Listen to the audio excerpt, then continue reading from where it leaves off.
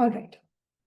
So what we will do today is continue with the analysis, the classical model that we were doing. Any questions so far? I hope the second part of the recording was fine. I forgot to record and then I re-recorded, but um, it was basically the same thing, and in fact, somewhere more in detail. So that should have been fine. Okay. So abhi tak, any questions so far?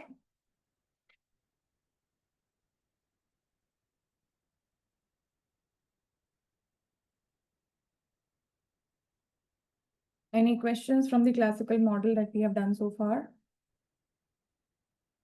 No? चलो ठीक है चलो. All right. So now what we have done in the classical model so far is look at the real variables. है ना? जो according to the definition of classical model, the real variables are the output, the employment, the things that actually go into go into production, which are the factors of production, और उसके साथ जो actual output है.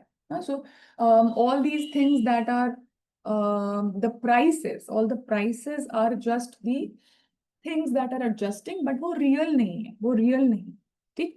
So now, of course, they are not real in the sense what they have defined, but these are variables that are present, right? So कोई भी economy में, of course, you have all these nominal variables. So no model can be complete which without specifying कि ये nominal variables कैसे specify होते हैं. And in fact, demand side पे क्या चल रहा है? तो अभी तक हमने सिर्फ supply side decide किया. डिटरमिन किया, डिस्क्राइब किया, and we showed that supply side से ही सारा रियल वेरिएबल्स डिटरमिन हो जाते हैं. लेकिन भाई डिमांड साइड भी तो एग्जिस्ट करती है ना, so we can not shut our eyes. A model has to be complete in showing that how things are being done on the demand side. So that is what we are going to do now. So we are now going to work with the demand side. This is still under the classical model. लेकिन अब हम explicitly demand side की बात करेंगे. And we will start with looking at, so demand side क्या है? For determining the nominal variables, we have to look at the demand side. ठीक है? और उसमें nominal variables क्या है? तुम्हारे prices हैं और तुम्हारा एक और variable आएगा इसमें, which is your interest rate. So interest rate is another very important variable in the classical system. It is important because it sort of maintains the, you can say it shields the real variables from the nominal variables. ठीक है? वो जो prices हैं इस model में वो ये काम करते हैं. So what we will have is that in the classical model, the quantity of money, right? The quantity of money will decide कि total demand कितना है, और total demand decide करेंगे कि price कितना है, right? So what we have is that in the classical system, quantity of money, right, determines के aggregate demand कितनी है, and aggregate demand determines price, right? So if we want to get to the price variable, if we want to see how prices are determined, prices क्या है? Price level किस market के equilibrium से मिलता है? बताओ. So when you have an equilibrium in, suppose, the labor market, right? What variable is decided over there? Labor market equilibrium से कौन से variables मिलते हैं?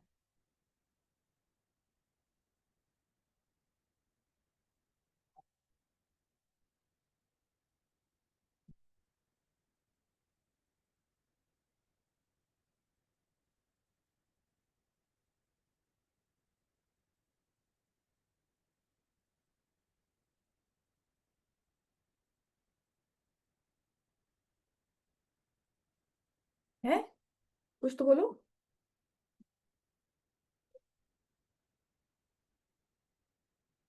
Cost of output. Wage is fine. Cost of output. Acha, cost of output, which is the wage, if that is what you're saying. Correct, right? So the price variable that is determined by the equilibrium of the labor market is the real wage. ठीक है? Classical system में real wage इससे determine होता है. Correct. Now, what market equilibrium will determine the price level? अच्छा, पहले तो देखो कि कितने मार्केट्स होते हैं. What all markets do we have in an economy? Let's see that.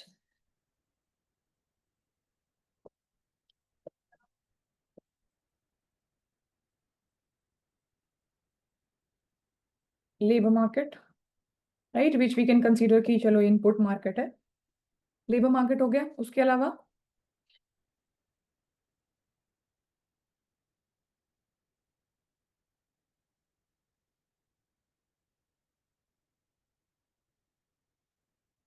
Product market या गुड्स मार्केट. ठीक है.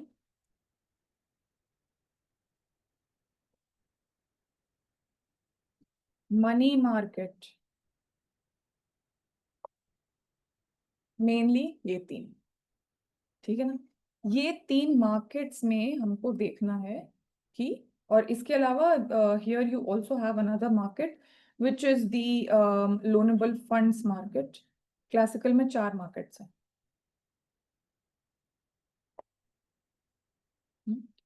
बेसिकली कोई भी इकोनॉमी में ये चार मार्केट्स ऑपरेट करते हैं, ऐसे सोचो, है ना. जो मनी मार्केट है, Keynes doesn't look at it differently than these two. But ultimately idea ये है, देखो किस टाइप के ट्रांजैक्शंस हो रहे हैं. Remember your circular flow of money, right? There was a transaction happening where the firms were selling goods and services, right, to the households, और house उनका पेमेंट करते हैं. तो एक हो गया ये goods market, goods and services market, जहां पे फाइनल आउटपुट का एक्सचेंज होता है, right, where the final output is bought and sold. That is your goods market, right? Then before that, there is an exchange happening at the with the exchange happening between the firms and the households, which is where the firms are the households are supplying something, which is what the factors of production, है ना. तो उसमें सबसे जो हम most common that we study, and that is which is, you know, generally हम wages study कर रहे होते हैं, employment study कर रहे होते हैं. So then the labor market. Circular flow में ये दो चीजें हो गई. तीसरी चीज भी आती थी वहां पे. तीसरी चीज भी आती थी सर्कुलर फ्लो में. क्या था वो बीच वाला सेक्शन? फाइनेंशियल सिस्टम, जहां से there were flow of funds from the household to the firms, right. Saving यहाँ से निकलता था और इधर इन्वेस्टमेंट जाता था, है ना. ये भी एक फ्लो था. इसके लिए भी एक मार्केट चाहिए. वो हो गया तुम्हारा लोनेबल फंड्स मार्केट. और एक और market which is the money market. Money market is basically what is money. हम डिटेल में करेंगे whenever we are going to do the इसके बाद जब हम मनी करेंगे. Money is anything that is, you know, readily available for transaction. So money हम उन चीजों को बोलते हैं. The most basic definition of money is कि जिससे हम ट्रांजैक्शंस करते हैं. So money usually will not have any, you know, it will not be earning any interest rate. वो बहुत ही कन्वीनियंट होगा. मोस्ट लिक्विड फॉर्म जिसको बोलते हैं. So in today's time, even if you don't have the cash, जैसे कई बार this confuses people कि भाई कैश नहीं है, आज तो सब कुछ ऑनलाइन हो रहा है, पेटीएम हो रहा है, यूपीआई हो रहा है. Even before that, when you had your card system, the debit card, the credit card, ये सारे को भी हम मनी ही बोलते हैं. क्योंकि जनरली जो, मतलब जैसे तुम सेविंग अकाउंट से अपना डेबिट कार्ड यूज कर रहे हो, तो उसमें तुम्हें हार्डली कोई इंटरेस्ट रेट मिलता है, unless you have money in that account for a very long period of time. You that is not the way you actually save to earn interest. That is just the money that lies there so that it is readily available for transactions which happen on a day to day basis. ठीक है ना. सो जो ये वाला market है जहां पे बिल्कुल ये most liquid form of money की ट्रेडिंग होती है, वो है मनी मार्केट. अब इसके डिमांडर्स कौन है? इसके डिमांडर्स वो लोग हैं जो ट्रांजैक्शंस करते हैं, है ना. तो हाउस होल्ड्स हो गए. हाउस होल्ड्स को चाहिए होता है पैसा कि खर्चा कर सकें, to buy the commodities on goods and services that are available in the product market, right. And who supplies money? यहाँ पे वो गवर्नमेंट लिंक आता है. Central bank is the one who is the,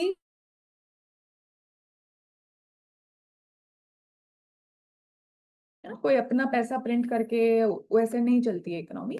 all legal tender comes from the government. ठीक है. Is my internet unstable? I have just got this notification. ठीक आ रहा है मेरा वीडियो ऑडियो?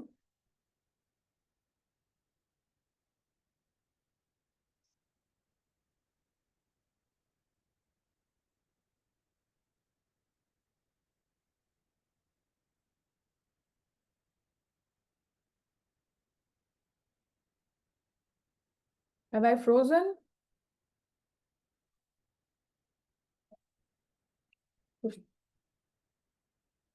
बीच में अभी ठीक है? All right. हाँ, तो इस वाले मार्केट में the sole supplier in the money market, the sole supplier is the central bank, ठीक है। और the demanders are anyone who spends money. Usually हम इसमें हाउस होल्ड को कंसीडर करते हैं, क्योंकि जहां पे भी पैसे खर्च होते हैं वहां पे ये गुड्स मार्केट इन्वॉल्व होती है। So even the government spends money and all that, but for a clean analysis, I mean sections को इन sectors को separate रख के बात करते हैं. Of course, it's much more overlapping in everything.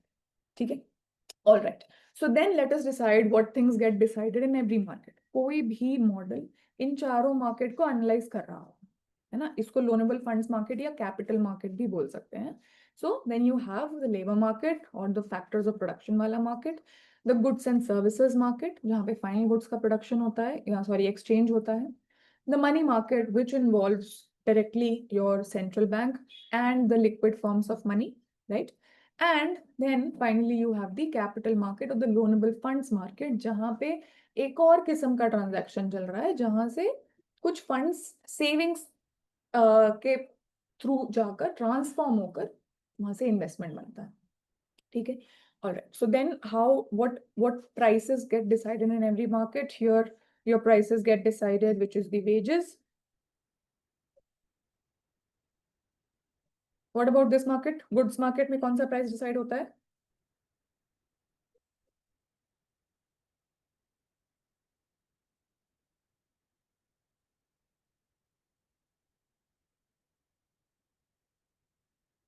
Goods market में तो overall price level is decided, right? जो कंज्यूमर प्राइस लेवल होता है, फाइनल गुड्स का प्राइस लेवल,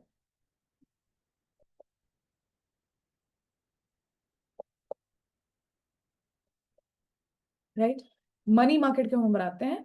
यहाँ पे मनी मार्केट का price is what is the price of money? The price of money is the value of money, है ना? तो इसका थोड़ा सा उतना डायरेक्ट वो नहीं है. Then the final thing that you get over here is the loanable funds market, and what is the price of any fund that you give. किसी को भी उधार देते हो, मैं अगर तुमसे उधार ले रही हूँ तो उस उधारी का प्राइस क्या है?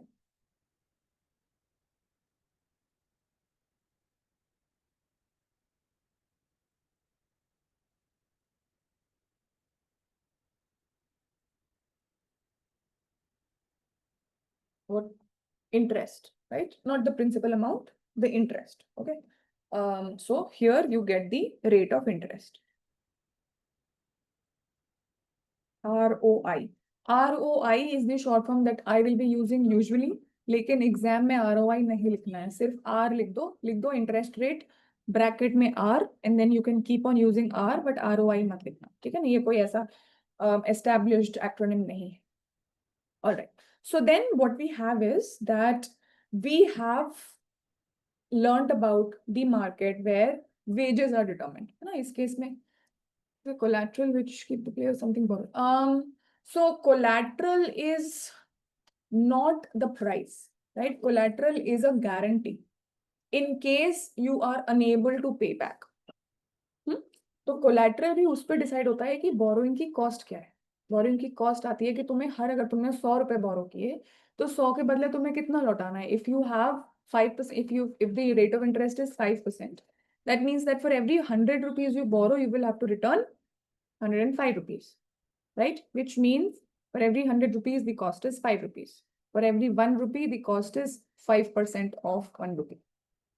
So the cost is the rate of interest. Make sense? Okay.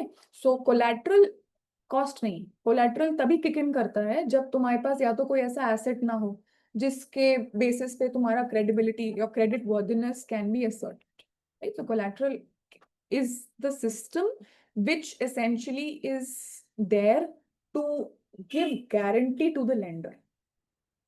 Lender को ये गारंटी हो कि अगर ये बंदा जो है, if whoever is the borrower fails to meet the commitment, then there is something that can be taken over. So if the rate of interest is very low, the collateral will also be something of lower value. If the rate of interest is very high and you're going to borrow in this market, तो तुम्हें कोई high value collateral देना पड़ेगा. So ultimately it all depends कि rate of interest कितना है, कि तुम्हारा उधार लेने की कीमत कितनी चल रही है economy. Okay, alright. So what we have learned is how the wages were determined.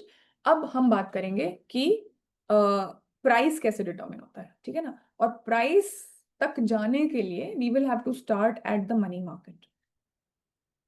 So at the money market we will start. We will go through that aggregate demand वाले से हम उसको aggregate demand derive करेंगे, और फिर aggregate demand और यहाँ से aggregate supply लेकर हम उसका price determine करेंगे. Alright?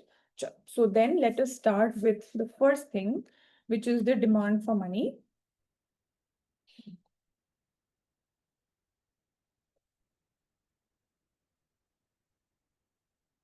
So we are going to look at the money market, right?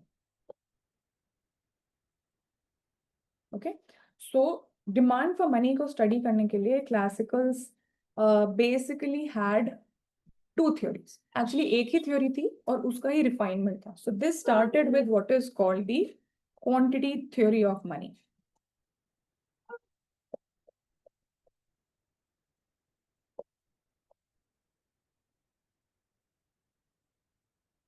It was given by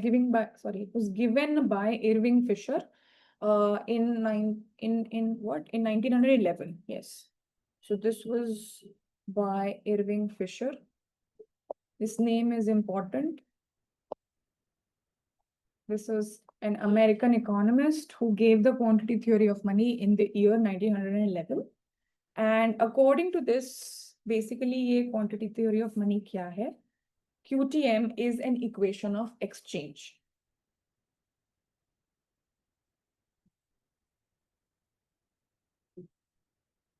And it basically will relate. So it relates two things. First of all, it relates the total value of transactions that happen in an economy, right? So it relates the value of transactions in current prices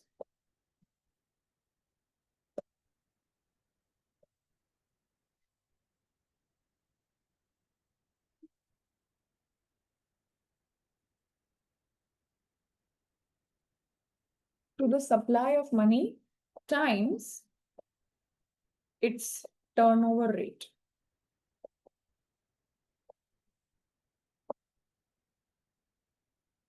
All right, I'll explain everything. Turnover rate क्या है? Turnover rate is called the velocity of money.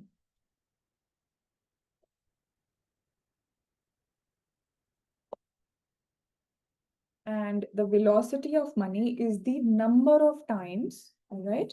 So the velocity of money is the average number of times every rupee gets used in transaction, right? So average number of times each rupee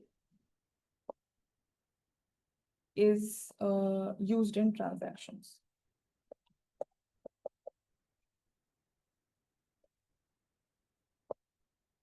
All right. So let me just write it, और उसके बाद मैं एक साथ ही explain करूंगी. This is your quantity theory of money का equation. Money supply times the velocity of money for transactions, ठीक, is equal to the price level times the number of transactions. And this is an identity.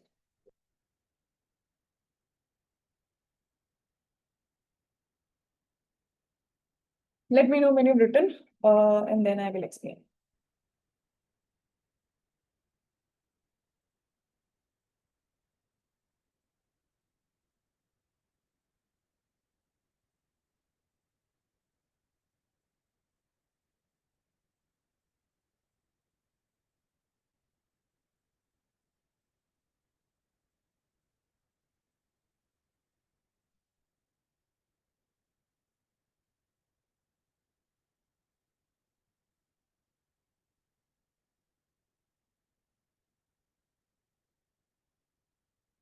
Alright, देखो क्या हम कह रहे हैं, look at this equation. This equation is simply telling you कि suppose कोई भी इकोनॉमी में किसी एक साल में, है ना, इतने ट्रांजैक्शंस हुए. Suppose there were 10,000 transactions.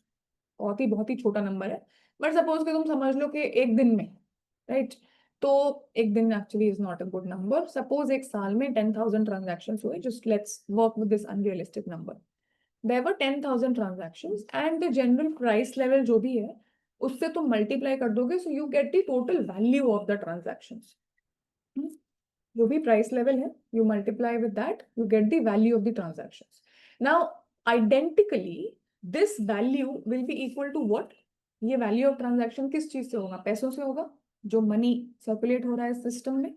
अब suppose कि 10,000, let's work with some examples. Suppose that your transaction was, I don't know, 10,000, right? And your price level was, say, 120.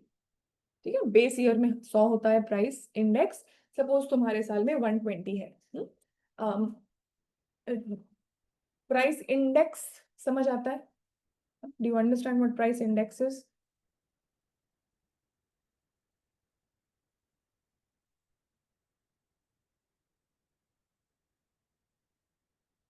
Okay.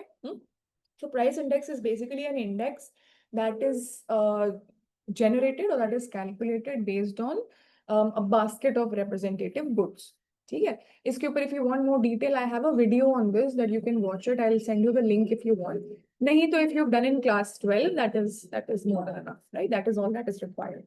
So price index, suppose जो भी price level है वो 120 है. So the total value of transactions कितना हो गया? 120. Yeah. So 120 times 0, 000, right? So this is your 12 lakhs. 12 lakh का transaction इस पर्टिकुलर टाइम पीरियड में हुआ है. ठीक है, पीयूष का you written the text. Yes, ma'am. Ma'am, I don't know why it was getting disconnected again and again. कुछ वो होगा, इंटरनेट इशू है क्या उधर?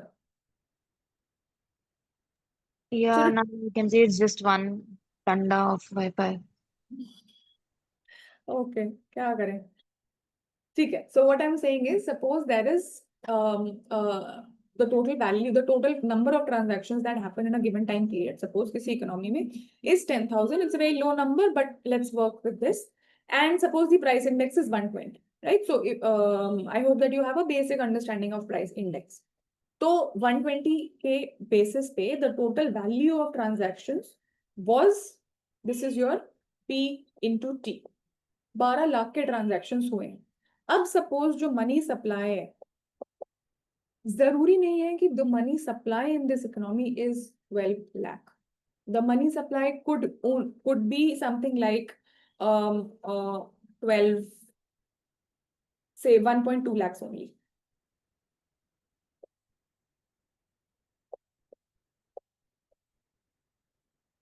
राइट? ऐसा तो नहीं होता है कि अगर जो है इंडियन इकोनॉमी 3 ट्रिलियन इकोनॉमी है, तो 3 trillion amount of money is not circulating in the system, right? 3 trillion rupees is not circulate, $3 trillion rupees जो भी, that amount of money is not circulating in the system. The amount of money circulation is much less. ठीक है, I should have actually brought some real numbers over here. चलो, I'll do this tomorrow. Okay, कल class में I'll just give you some real numbers. Anyways, so the total money that is supplied is much less. क्यों? क्योंकि एक ही रुपया या एक ही 110 का नोट, एक ही 500 का note keeps on getting used again and again in multiple transactions. ऐसे तो नहीं ट्रांजैक्शन हो गया तो उसका काम खत्म हो गया और फिर तुमने उसे बैंक में डाल दिया या अपना उसको बिल्कुल ही वॉलेट के अंदर बंद कर दिया. The same rupee gets used again and again, right?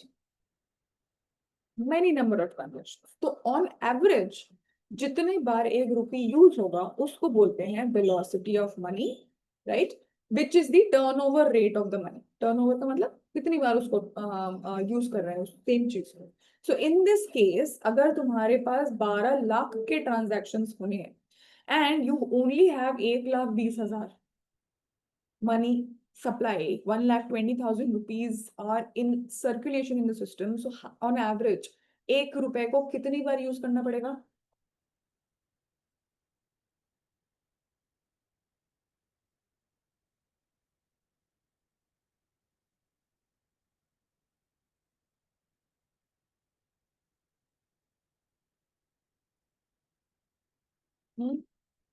अगर तुम्हें 100 रुपए वर्थ ऑफ ट्रांजैक्शंस करने हैं और तुम्हारे पास सिर्फ 10 रुपए हैं, तो 1 रुपए को कितनी बार यूज करना पड़ेगा? 10 बार, right? Which is the same answer over here also. Huh?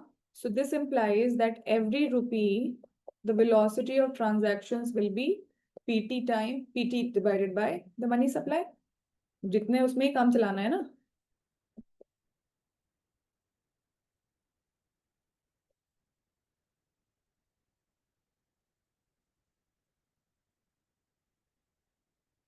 Right? यही इक्वेशन कह रहा है. So what Fisher's quantity theory of money said was कि जो भी total amount of transaction है, that will identically be equal to money supply times the velocity. क्यों ये identity है? So what this is an identity. Identity मतलब this will always be true. This is an identity. This will be true always. And why is that? क्योंकि ये जो VT है ना, ये रेसिडुअल तरीके से डिफाइन किया गया है, because this is defined x post.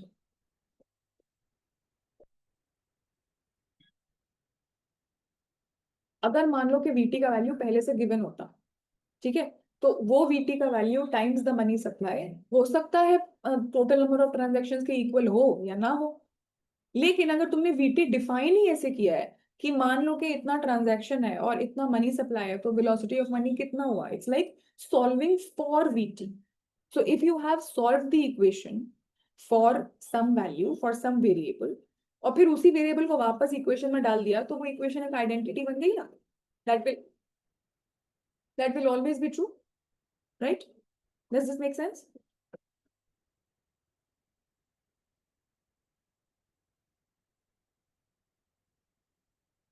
Right? So this equation is an identity and it has to be, right? So this is what the quantity theory of money said. Okay, कभी भी economy में किसी भी time पे, right, the total value of the total number of value of the transactions will always be equal to the money supply times the velocity. ठीक है ना? अब before we go to how Fisher used it to get a relationship of our interest, what we will do is इसका हम एक modified version लिखेंगे. Alright? So let's say that ये जो transactions हैं, so but T includes, because we are only saying transactions, so T includes both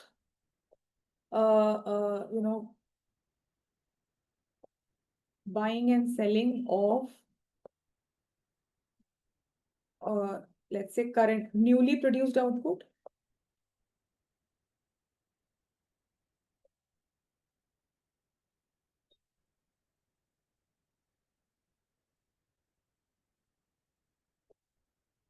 plus exchange of previously produced goods and services,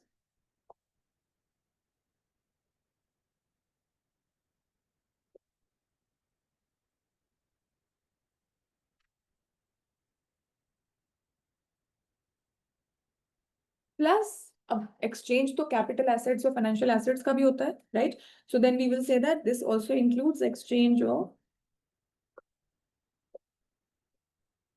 financial assets, क्योंकि उसके लिए भी हम पैसे का इस्तेमाल करते हैं. Suppose you want to buy a bond, so what do? You give money to buy it, right? तो तुम अपना पैसा देते हो. That's true that, I mean, this is a different market that we are considering. लेकिन देते पैसा ही. तो अभी हम क्या कर रहे हैं? हम पहली बात तो जो भी previously produced goods and services है उसको हटा रहे हैं transaction से. Right? The total transaction in an economy consists of all these things. We only want to focus on this one, right? As usual.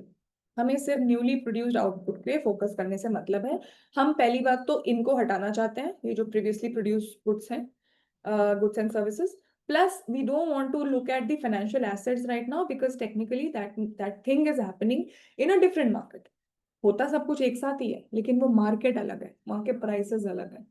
ठीक, मनी ही यूज हो रहा है लेकिन वो मार्केट अलग है. तो हमको सिर्फ फोकस करना है इस पे. This is what we want, and we don't want to look at these other things. Right? So then we will write a modified version of the quantity theory of money, and then we will work with that.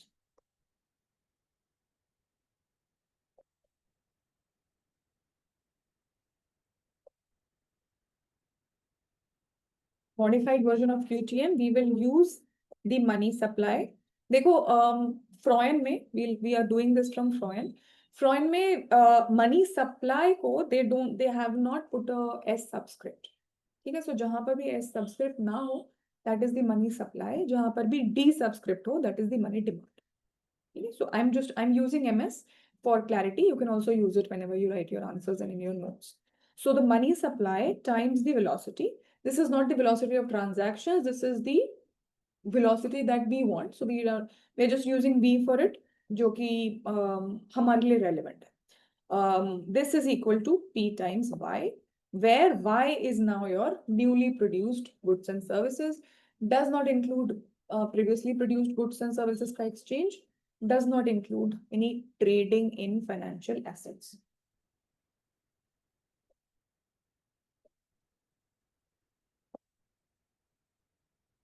Newly produced goods and services. ठीक है? And this is the velocity. And this is not the total velocity of all transactions. This is just the velocity with which every rupee is used, right, in the purchase of Y. Velocity which is only relevant for the newly produced goods and services. So this is again an identity, क्योंकि फिर से हमने velocity को वैसे define करना है. This is what we are going to work with. What you will see usually MV is equal to PY के तरह से लिखा होगा. Important है कि यहाँ पे समझना कि ये MS मनी सप्लाई की बात है. All right. So then this is basically what you will realize. Written, लिख लिया यहाँ तक.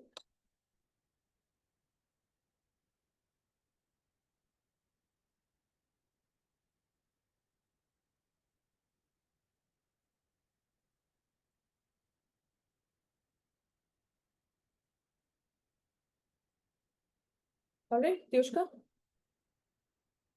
Yes, ma'am. All right.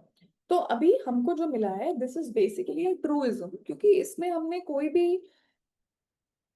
मतलब सिर्फ यही स्टेट किया है कि जो टोटल पैसा खर्चा हो रहा है वो इतना ही होगा, है ना. This is just a truism. It says nothing about कि इंडिविजुअली ये वेरिएबल्स कैसे डिफाइन होंगे या इनका क्या मतलब, how will they be determined and then they will come into this relationship. We are only observing things, right? So this is just a truism. But what Fisher said was कि ठीक है, at any other value, at any other point of time, this is a truism. कभी भी economy में जितना भी transaction का value होगा, that will identically be equal to the money supply times residual तरीके से तुम डिफाइन कर दो वेलोसिटी, ये होना ही होना है. लेकिन in equilibrium, if you are willing to look only at the equilibrium values, तब हमको ये बहुत ही informative, this QTM will be very informative. Let's see how. So what I'm saying is that this is a truism and it does not explain any variable it contains.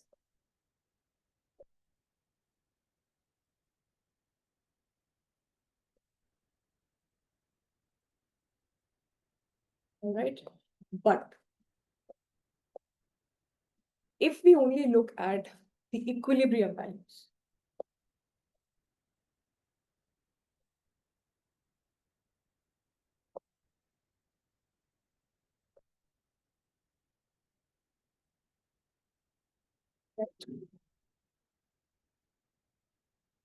then we have something very important. तो अब क्या होगा, equilibrium में पहली चीज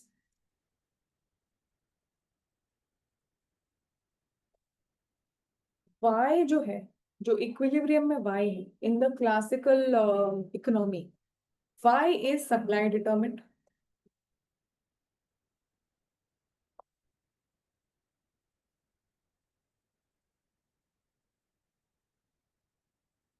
y supply side से determine, ठीक है। अब जो v है, right, v is determined by what are called institutional factors.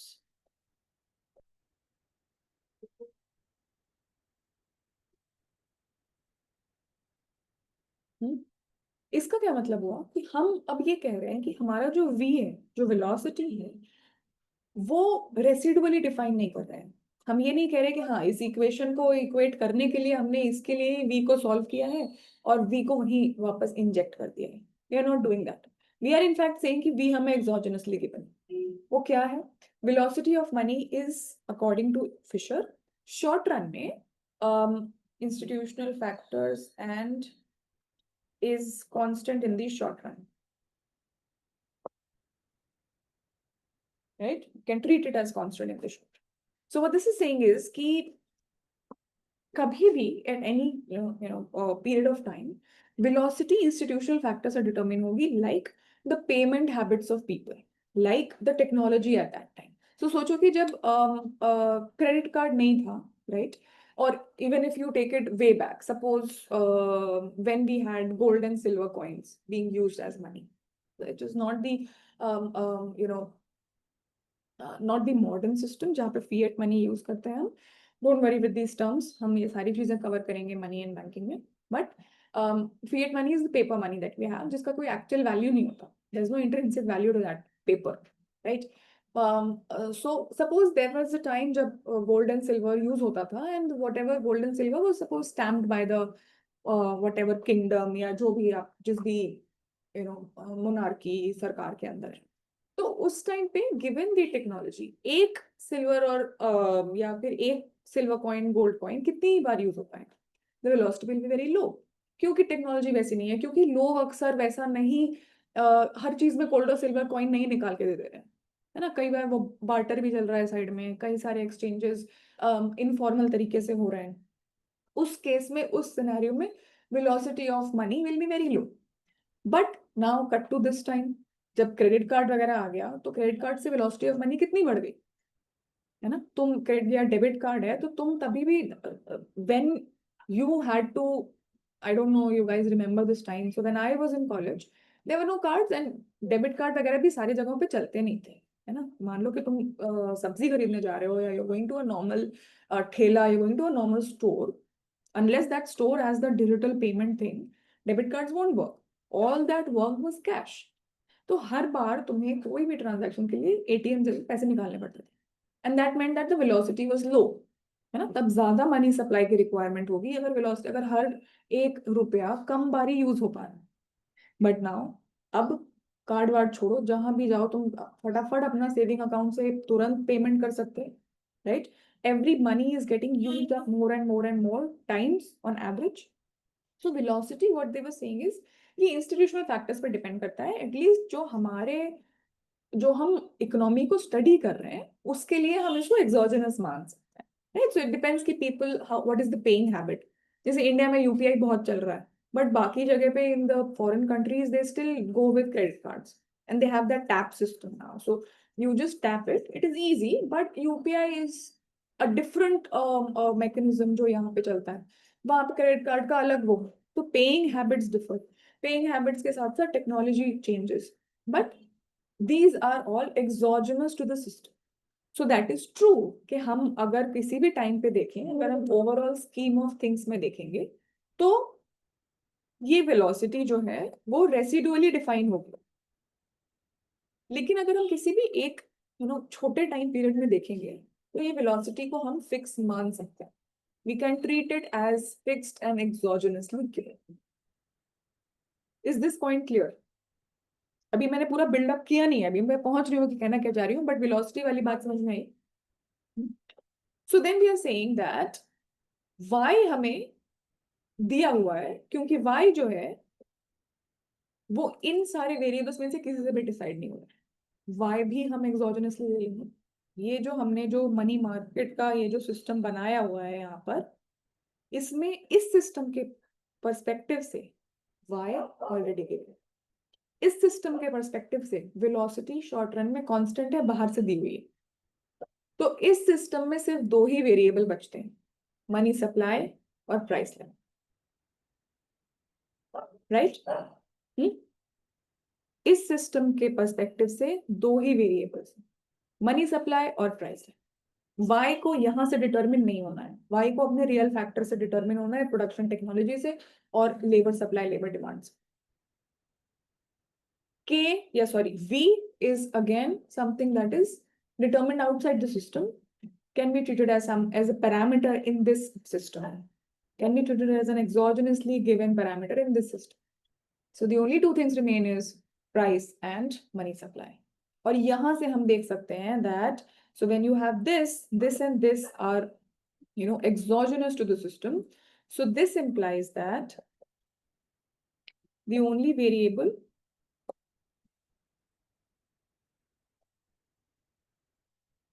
are price and money supply. अब मनी सप्लाई कौन डिटरमिन करता है?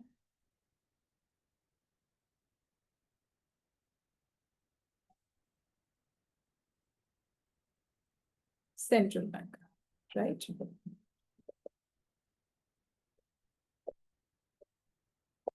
Correct, RBI central bank. तो अब ऐसे देखो तो कुछ चीजें तो बिल्कुल ही सिस्टम के ही बाहर है। तो पहली बात तो ये कि प्राइस और मनी का एक हमको इससे रिलेशन मिल जाएगा, और तब money supply which is something that will be varied by the central bank, that will directly determine की प्राइस लेवल कैसे। That's that. So what we have is, then what we can do is we can write P as a function of money supply. And what we have, so MV is equal to PY. यहाँ पे Y constant है, V constant है. So P is equal to money supply times V bar upon Y bar. And we can write it as P is equal to V bar by Y bar given from outside, which is saying that the price level is directly proportional to the money supply in the system. In this model, ये model ये कह रहा है कि क्योंकि output सिर्फ real variables से determine होती है, एंड वेलोसिटी तो ऑफ कोर्स बाहर से ही गिवन है, फिक्स्ड है एक शॉर्ट टर्म, तो प्राइस लेवल जो है वो मनी सप्लाई के प्रोपोर्शनल होगा, विच मीन्स कि सेंट्रल बैंक जब ज्यादा मनी सप्लाई करेगा, that will just get transformed into a higher price level, right? So whatever the price level that prevails in this system will be directly proportional to the money that is pumped into the system. This price level will have nothing to do कि कितना supply है, supply shortage है, supply access है, नहीं। क्यों? क्योंकि हम तो सप्लाई को डिमांड से मतलब ही नहीं है। Supply does not depend on demand. Demand जितनी सप्लाई होगी उतनी डिमांड आ जाएगी, supply creates its own demand, but in real terms. So जितनी सप्लाई होगी उतनी रियल टर्म्स में डिमांड आ जाएगी, लेकिन ये डिमांड किस प्राइस पे ट्रांजैक्शन होगा, वो फिर जितना पैसा डालोगे उतना ऊंचा प्राइस पे transaction. Alright, I hope that you understand partly. यहाँ पे पूरी कहानी नहीं समझ में आएगी, बट पार्टली भी आ गई तो that is good. Now we'll take it forward.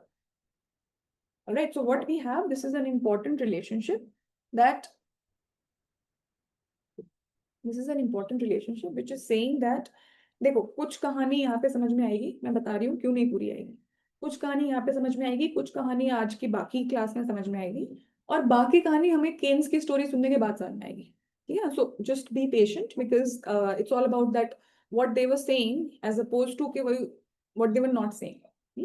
So then this is saying that price level जो इकोनॉमी में प्रिवेल करता है ना, वो हमने जब क्लासिकल मार्केट किया था तो क्या किया था, प्राइस कैसे होता है, सप्लाई डिमांड के इंटरेक्शन से प्राइस डिटरमिन होता है ना, higher supply lower price, lower supply higher price, that is still true. But एक इकोनॉमी में according to the classicals, if you try to pump more money in the system, ये कहाँ से आ रहा है, अभी भी हम क्या करते हैं, हमको दिख रहा है कि अच्छा जो है इकोनॉमी में रिवाइवल लाना है, आउटपुट स्टैग्नेंट है, ग्रोथ नहीं हो रही है. One of the ways in which the government does it is by a more accommodative monetary policy. उसमें वो गवर्नमेंट क्या करती है, मनी सप्लाई को इंक्रीज करती है ना, it injects money into the system. और इसका एक्सपेक्टेशन क्या होता है, इसका एक्सपेक्टेशन होता है कि when people will have more money to spend, when they have more money to spend, they will increase demand. पैसे हैं ज्यादा तो वो खरीद सकते हैं चीजें. वो जब इंक्रीज डिमांड होगी तो वो सप्लाई भी स्टिमुलेट करेगी. This is the thinking with which we work. This is the Keynesian school of thought, that your money supply will increase demand and that will in turn stimulate output. खुद output भी बढ़ जाएगा, right? यहाँ पे ये क्या कह रहे हैं, तुम मनी डालो बट हमारा आउटपुट फिक्स है. तो वो जो पैसा आया ना, वो सिर्फ प्राइस बढ़ाएगा. Money supply increases in money supply will only be inflationary. Expansionary monetary policy will only be inflationary and it will be proportional. वो बिल्कुल भी spill नहीं करेगा into any increases in output. That is what it is saying.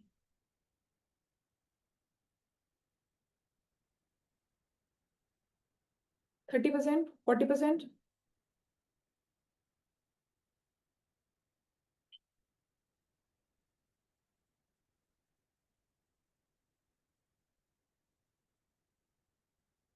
Yeah, all right. So then let me just also write it. So this implies that if V is not defined residually, है ना, residual define कर दिया तो फिर ये equation कुछ कह ही नहीं रहा है. There is no conclusion that you can draw from this equation.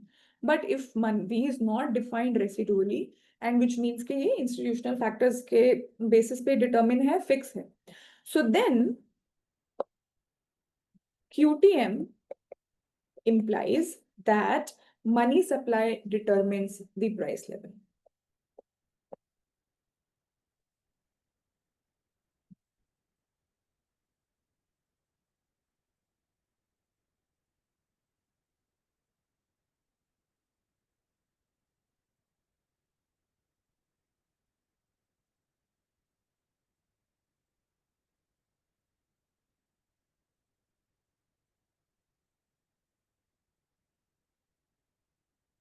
All right.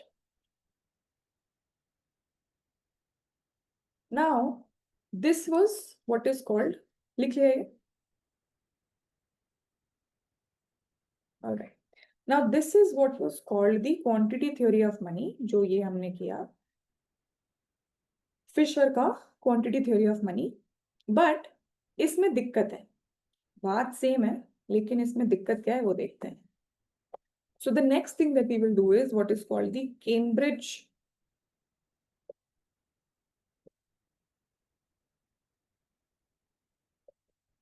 approach to QTM.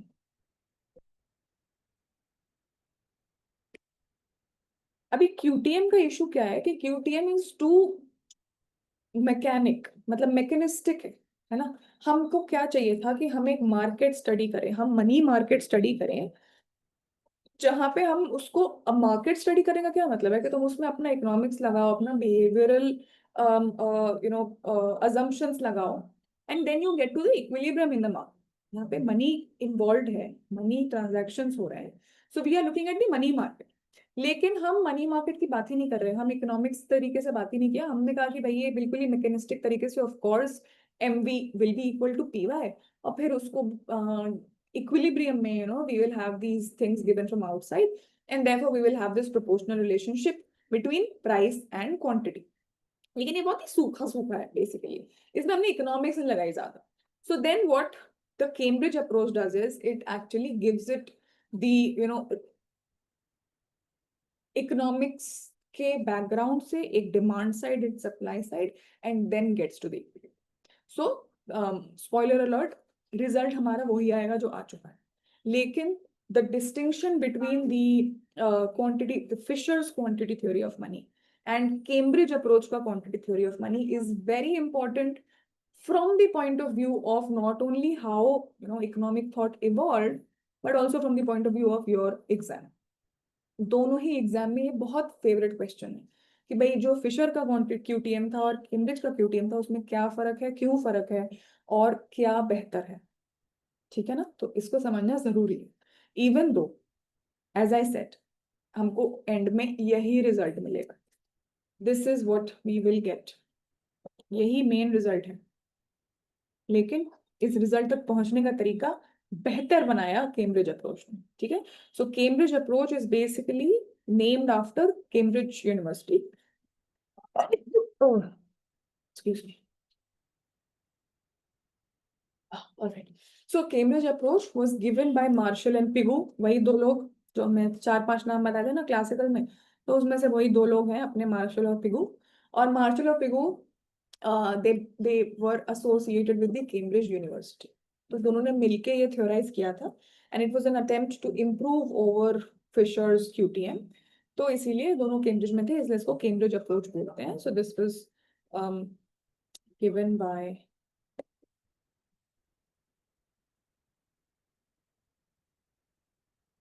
Marshall and Pigou, and this was in 1920s. ठीक है. And they belonged to the Cambridge University.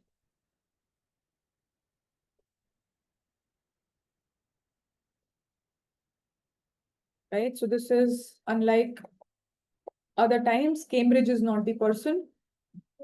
The people are Marshall and Pigou. ठीक.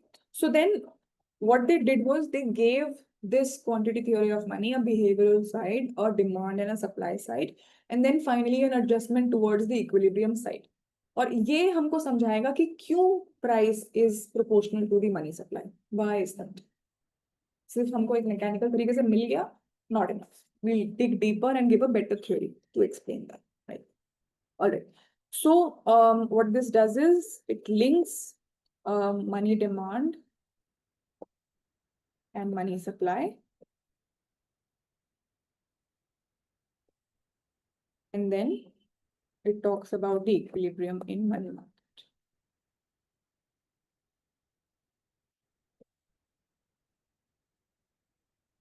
Okay.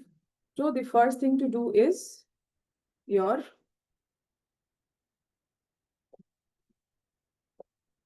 money demand. So they said कि we will take things systematically. पहले money को demand लोग क्यों करते हैं, right? Who demands money? Whichever party is in the business of, or in whichever party basically uses money to produce to buy goods and services, है ना. और ये जो भी है households. तो अब ये क्या कह रहे हैं कि money demand कोई भी household है, या अगर हम देखें पूरा हाउसहोल्ड सेक्टर को, तो हाउसहोल्ड सेक्टर के लिए ऑप्टिमम मनी डिमांड क्या हो. कोई भी हाउसहोल्ड कितना मनी डिमांड करेगा. जैसे हम कहते थे ना कि suppose you have some income coming your way, right? So you earn this much amount of money, and this is something that there are a bunch of goods and services on which you spend the money. अब ये जो money तुम रखते हो अपने पास, of course तुम कई बार directly जो है कैश दे देते हो, मतलब तुम यूपीआई पेमेंट कर रहे हो, कार्ड पेमेंट कर रहे हो, कैश पेमेंट कर रहे हो. उसके अलावा कुछ चीजें तुम मतलब अपना ये कंजम्पशन में खर्च नहीं करते हो, सेव करते हो, right. You divert your transaction from the current period to the future period, which is saving. Saving क्या है? आज का कंजम्पशन कम करके फ्यूचर की तरफ उसको पुश करना. क्योंकि जब तुम कुछ भी सेव करोगे, so what you will get is a rate of interest, है ना. जिस तरीके से rate of interest is the price of borrowing, it is also the price that you get for lending, है ना, तुम्हारा फायदा तो वहीं से है। तो तब what these guys thought कि जो भी पैसे लोग पैसे कब होल्ड करते हैं, लोग पैसे होल्ड करते हैं ट्रांजैक्शंस के लिए, राइट, एंड लोग पैसे इसलिए होल्ड करते हैं because money is the most liquid asset, they hold it for convenience, they hold it for convenience because every time suppose तुम बिल्कुल ही कोशिश, ये हम थ्योरी भी करेंगे हम मनी एंड बैंकिंग वाले उसमें, कि money, this was the most basic, this was the first time someone was trying to give a theory of money demand, so it is pretty basic। इसके बाद लोगों ने बहुत सारा इसके ऊपर डेवलपमेंट किया। So what is guys was saying कि लोग मनी होल्ड करते हैं because it is convenient, but convenience का भी एक कॉस्ट है। वो कॉस्ट क्या है, अगर तुम मान लो कि बिल्कुल ही अपना सारा का सारा जो भी तुम्हारा सैलरी आ रही है, तुम उसमें से बिल्कुल ही कोई सेविंग में नहीं लगा रहे हो, तुमने कोई एफडी नहीं खोला, तुमने कोई म्यूचुअल फंड्स में पैसे नहीं लगाए, तुमने कहीं भी स्टॉक बॉन्ड में इन्वेस्ट नहीं किया, सब के सब तुम अपना सेविंग अकाउंट में रखते हो, यू डोंट डू दैट, है ना, तुम उतने ही पैसे रखते हो जितनी तुम्हें जरूरत है, जितने में तुम्हारा convenience does not overshadow the interest income that you would get if you actually saved it। So then they said that the question that they are trying to answer is, what is the optimum amount of money an individual will hold?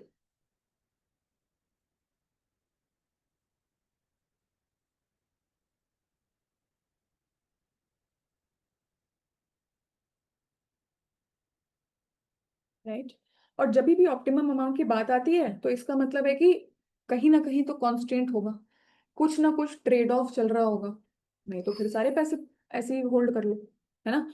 So then the answer lies in that there are pros of money, pros of holding money, holding cash, the most liquid form, and the pro is that you obviously need it for transactions, है ना, and you hold it because it is the most convenient।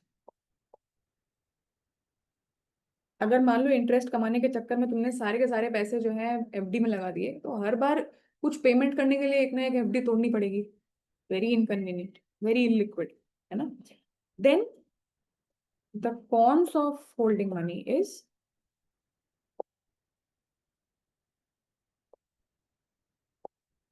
No interest earning.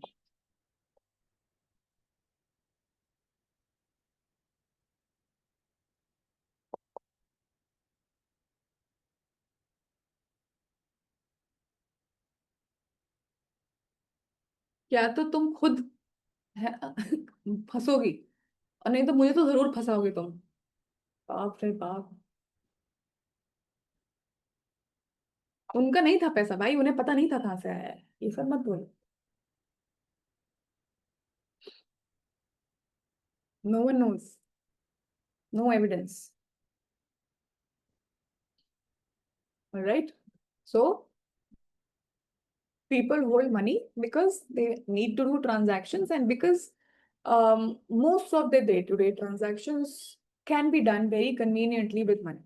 ठीक, लेकिन अब सारा का सारा पैसा नहीं रख सकते हैं, क्योंकि भाई कुछ पैसा बचा के कंजम्पशन को पोस्टपोन करके ज्यादा पैसे मिलेंगे, है, so you have a trade off over there.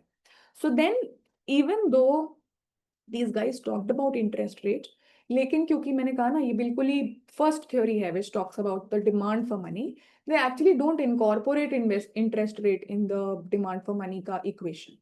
ऐसे देख के तो लग रहा होगा कि उनको भी दिख रहा होगा कि जैसे इंटरेस्ट रेट, अब क्या होगा, जैसे इंटरेस्ट रेट अगर हायर है ना, तो higher interest rate would mean what, that it is beneficial to save more. तुम और पैसे लगाओगे, ज्यादा अच्छा इंटरेस्ट है तो तुम क्या करते हो, तुम और चीजें खरीदते हो, फाइनेंशियल इंस्ट्रूमेंट खरीद लेते हो, क्योंकि उससे अच्छा रिटर्न मिलेगा, विच मीन्स कि तुम अपना कंजम्पशन रिड्यूस करते हो।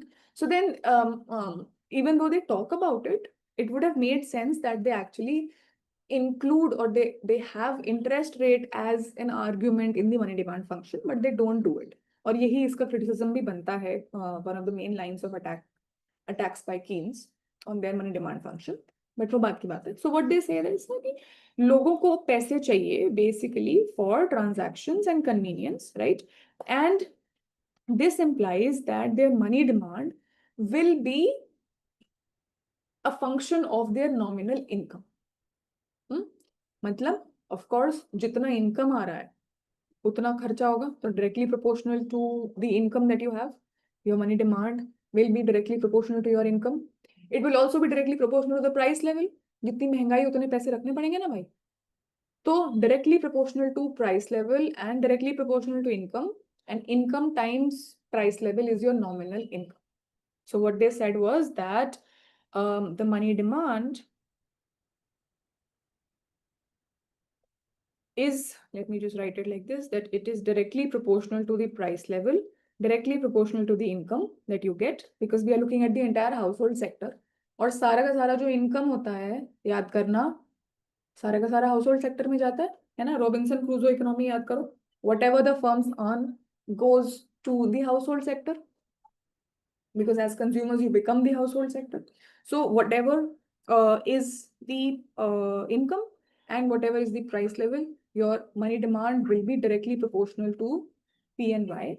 And so what they say that, so their formulation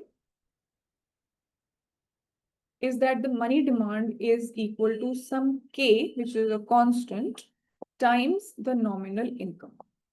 This is the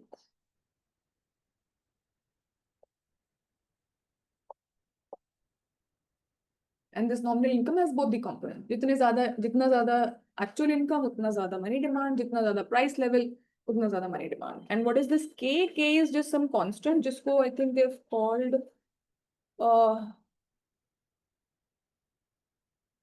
I don't know what they've called. I'm forgetting. इसका कोई नाम नहीं है. This is just saying that so K is a number less than 1. So what this says, suppose तुम्हारी nominal income, suppose income जो है वो 100 रुपए है and the price level is 120. So your nominal income is something 120 times 100. Then you will demand a fraction of that. Suppose 10%. Suppose 20%. सारे का सारा income तो तुम नहीं उड़ा देते हो, तुम save करते हो. So whatever is your fraction of the nominal income that you want, your money demand, sorry, that you want to spend in transactions is your K. Okay, so K is a number less than 1, because this is giving the fraction of nominal income that you demand as money to spend on transactions.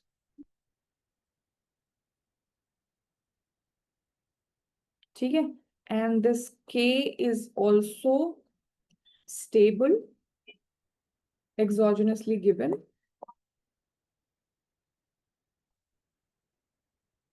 and depends on institutional factors.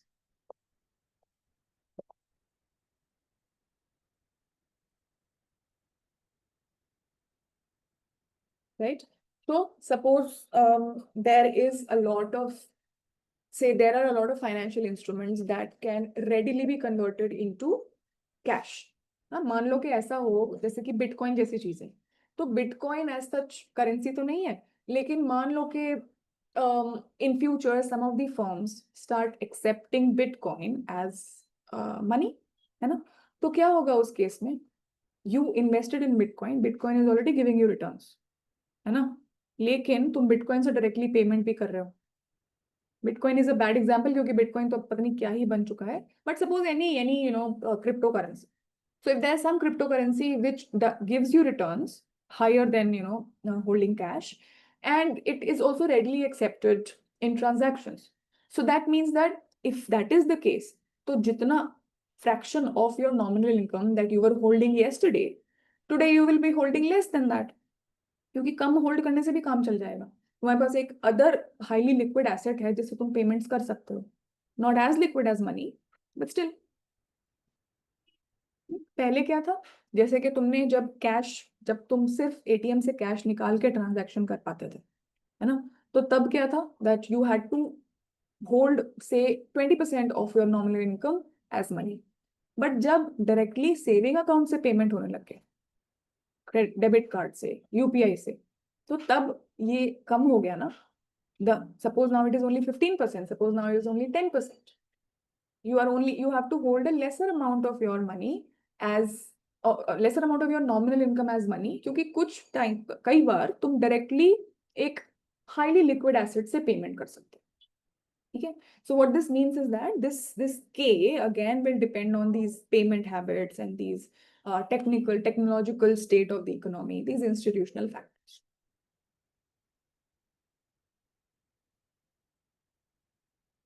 ठीक, all right. So this is your money demand, and before we go ahead, what you will see is that ये काफी similar सा लग रहा है Fisher के QTM से, और ये कब exactly equal हो जाएगा? So now let us see that what is the अच्छा चलो उसके ऊपर बाद में आते हैं. So now this is the money demand side, right? So this is your demand side.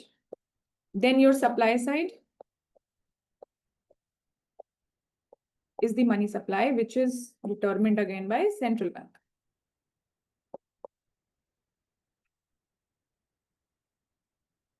Therefore, your money market equilibrium.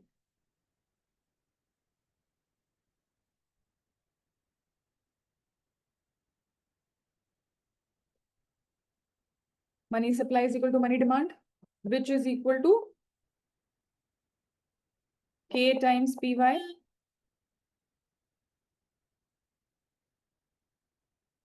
So this implies that in equilibrium, money supply is equal to K times PY, in which your K and Y is again given from outside. ठीक? So this implies what? That your P is equal to MS upon K bar Y bar. Or K by Y bar fixed है, which implies that your P is directly proportional to the money supply.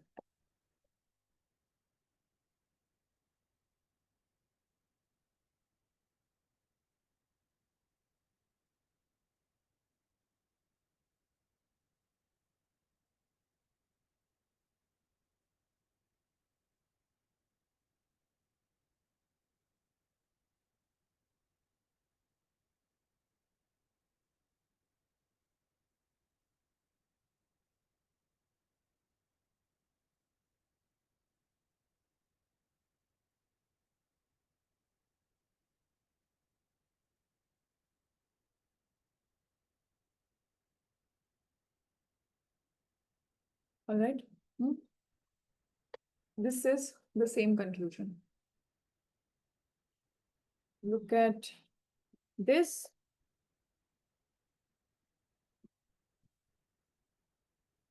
And this. Same ही है ना? MS numerator में, Y बार denominator में, एक ही चीज की फर्क है. वो क्या है?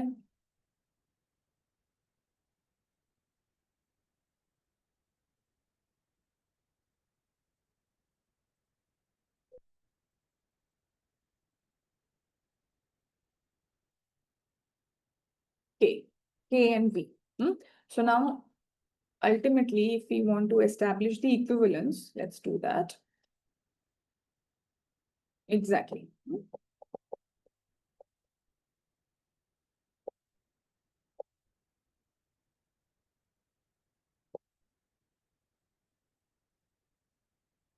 तो फिशर वाले केस से हमको क्या मिलता है? That your P is equal to V bar by Y bar into MS, and Cambridge gives us that P is equal to 1 upon K bar times Y bar into MS, which means that V bar is equal to 1 upon K bar.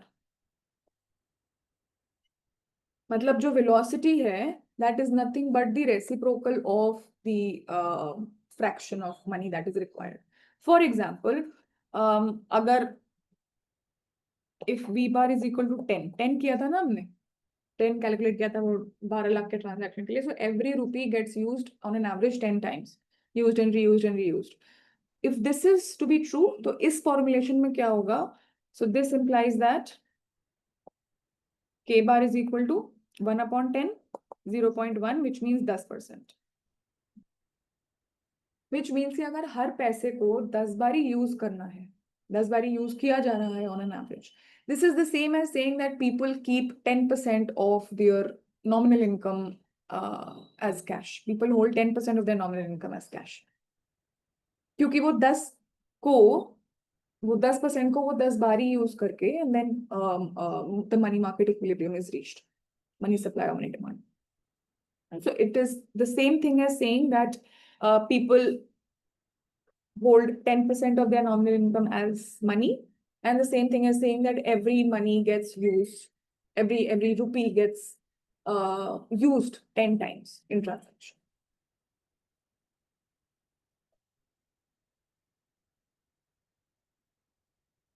Right?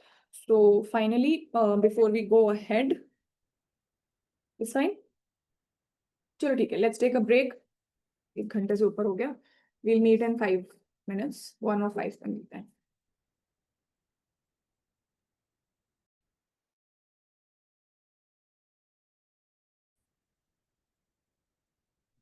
All right, I have restarted the recording. ठीक है, तो हमको क्या दिखा कि ultimately we have reached the same result, that the price level will be directly proportional to the money supply. In a sense, the quantity theory of money giving us that the money supply is going to determine the price level. ठीक? But the Cambridge approach is an improvement. So what you will also write जब भी exam में ये पूछा जाएगा that the Cambridge approach is an improvement, right? Improvement over, of course, Fisher's QTM is because behavioral, or rather it gives a behavioral groundwork.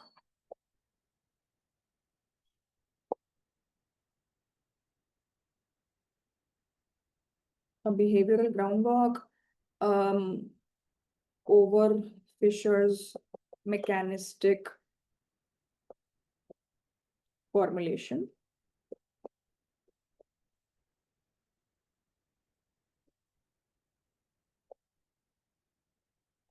Right? Then it uses market equilibrium approach.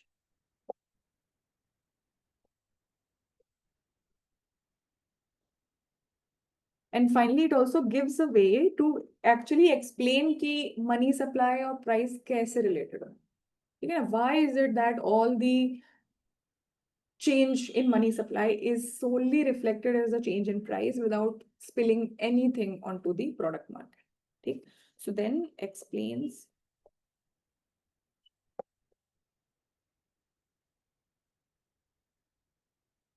changes in money supply translate to changes in price level. Okay, so just to understand that, suppose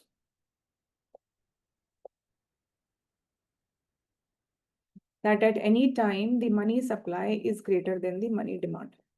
अब money supply और demand अलग अलग जगहों से आ रही है, वो ऐसे ही बिना बात के इक्वल नहीं है. मनी डिमांड कहाँ से आ रही है? मनी डिमांड आ रही है नॉमिनल इनकम से, और वहां पे जो भी fraction of nominal income that is determining the money demand. ठीक है ना? 10% है, 20% है, सपोज 40% है, right? So people keep 30 to 40% of their nominal income as cash. ये उनका मनी डिमांड है एक गिवन नॉमिनल इनकम के बाद. But suppose सरकार ने or the central bank puts more money into the system, right? Prints more money, puts more money, whichever way it does it. Money supply becomes greater than the money demand. अब लोगों के पास क्या है? लोगों के पास extra पैसा है. ठीक? So this means that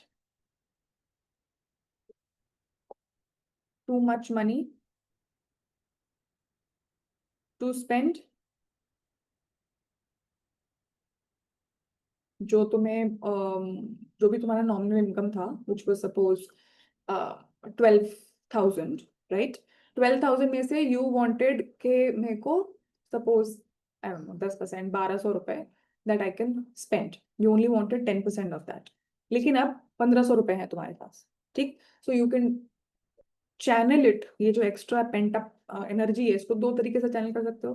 कुछ एक्स्ट्रा सामान खरीदोगे और कुछ एक्स्ट्रा जो है सेव कर लोगे या इन्वेस्टमेंट में लगा दोगे। So then you have extra money to spend, and then what you do is you increase demand, increase basically consumption and investment. So increase demand for goods,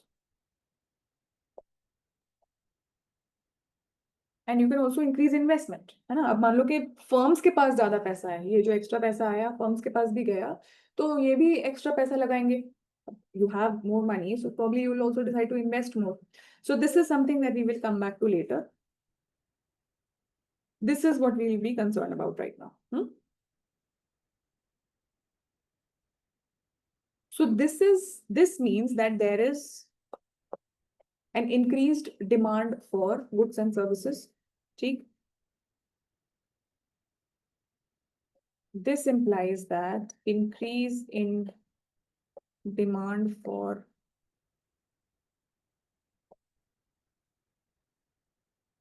goods and services. But as usual, Y is fixed by real or supply side factors.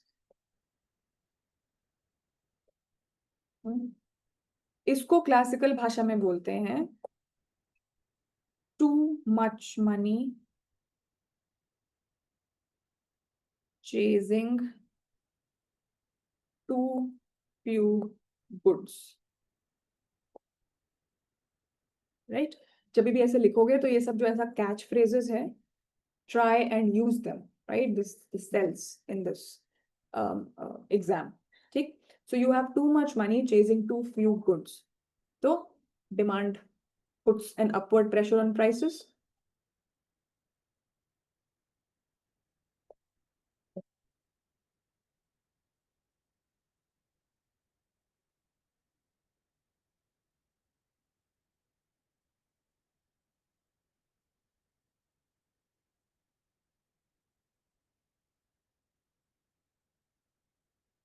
Since Y and K are fixed, right?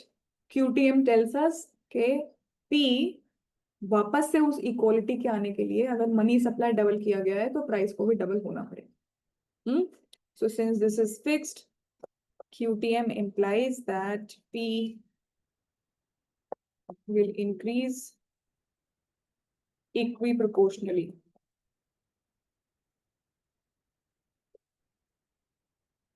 to increase in money supply.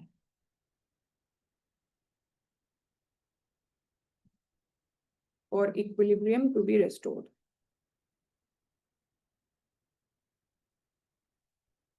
चीजों के लिए तुमने लोगों के हाथ में extra पैसे डाल दिए। These people will keep on demanding increased demand. But ये कब रुकेंगे? जब प्राइस भी इतना बढ़ जाए कि उनका रियल प्राइस जो है, जो एक्चुअल प्राइस है चीजों का, वो सेम हो जाए, है ना? तुम्हारे पास 200 रुपए आए थे, बट जो चीज 100 की मिल रही थी अब वो खुद ही 200 की मिल रही है। So then your demand is back to where it was. Ultimately equilibrium is there. और कैसे हुआ ये इक्विलिब्रियम? प्राइसेस भी डबल हो गए।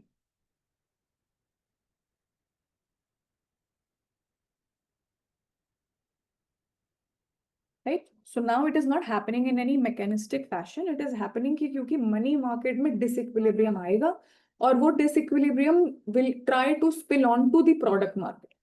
Your money market will be in disequilibrium. This disequilibrium will be spilled onto the product market. But product market में एक side fix है, वहां पे कोई change नहीं होगा।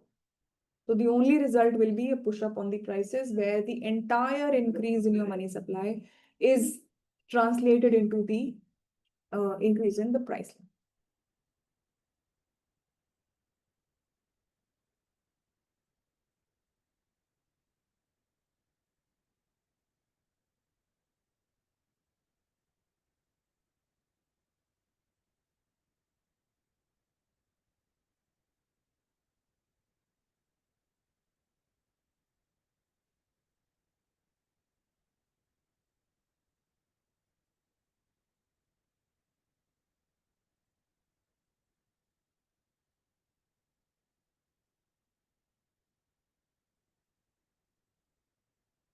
क्लियर है? ऑल राइट, सो अब हम जाते हैं एक्चुअली एग्रीगेट डिमांड के डेरिवेशन। अभी तक तो हमने मतलब थोड़ा थोड़ा हवा में बात की है कि डिमांड कैसे चेंज नहीं हो रहा है, but let's actually get an equation for aggregate demand. So let's do it here itself. I thought I will finish classical today, but ठीक है हम कल फिनिश करेंगे, हड़बड़ी में नहीं फिनिश करना चाहती। Alright, so now we will do the classical aggregate demand curve.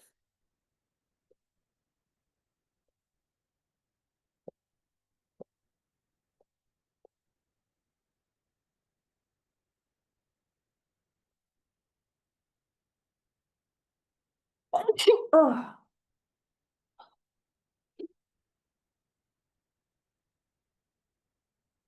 तो एज यू विल सी, जैसे हमने पहले भी कहा, क्लासिकल्स का फोकस था supply side supply side supply side, वहां पर उन्होंने सब चीजें एक्सप्लिसिटली डिफाइन की, बिल्कुल ही प्रोडक्शन फंक्शन कैसा है, लेबर डिमांड कैसा है एमपीएल के थ्रू, लेबर सप्लाई कैसा है लोगों का यूटिलिटी मैक्सिमाइजेशन के through, and then the equilibrium, and then the adjustment if there is a disturbance from the equilibrium, everything. Demand side में इन्होंने they just did not believe the believe in the demand side, believe in the demand side to have any effect on the real side of the economy. तो इसमें जो है they did not develop an explicit theory of aggregate demand. The quantity theory of money is in this setup the implicit theory of aggregate demand. We will see how. ठीक है? So in the classical model,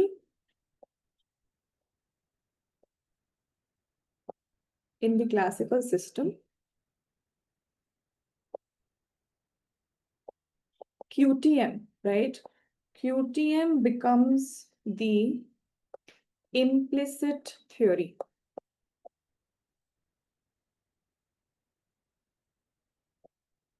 of aggregate demand for output. उन्होंने नहीं किया उतना मेहनत। हमने क्या कहा था, जो जब हम नेशनल इनकम अकाउंटिंग कर रहे थे, तो हमने क्या कहा था कि जब हम वो क्या नाम है एक्सपेंडिचर साइड से करते हैं, है ना, तो वी सेड दैट एक कंजम्पशन एक्सपेंडिचर हुआ, इन्वेस्टमेंट एक्सपेंडिचर, गवर्नमेंट एक्सपेंडिचर जो है, फॉरेन सेक्टर का net expenditure, no need, no, they did not bother to talk about it explicitly. So what they did was quantity theory of money को use करके that becomes an implicit theory of AD for output. And the reason is that if you look at it technically, AD किसके बीच का relationship है? Which two variables are related by which two variables the aggregate demand curve relates? It's a relationship between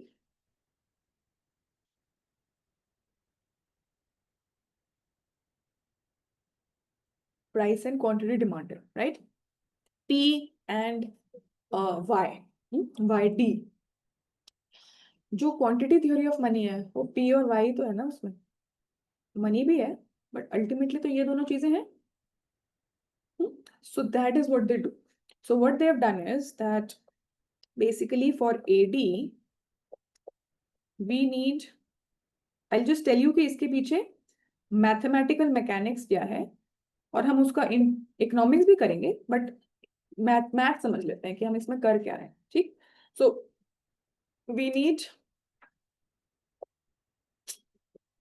we need a relationship